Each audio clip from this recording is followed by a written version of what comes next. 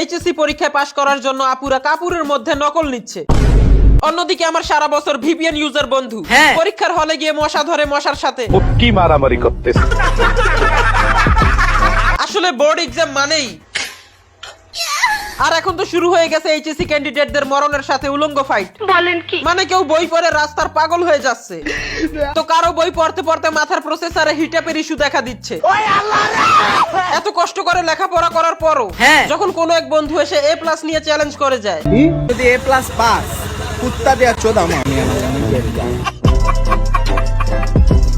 আর আমি এইটা বুঝি না আমাদের সাথে এই বৈষম্যটা কেন?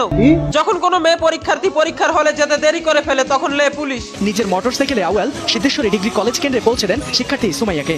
যে কারণেই হোক মেয়েটা লেট করে ফেলছে আর কি, তো আমার কাছে মনে হলো যে মেয়েটার আসলে হেল্প করা উচিত। আর আমাদের বেলায় লে পুলিশ। লেখাপড়া কুক্তির মধ্যে ভরে দেবে একেবারে।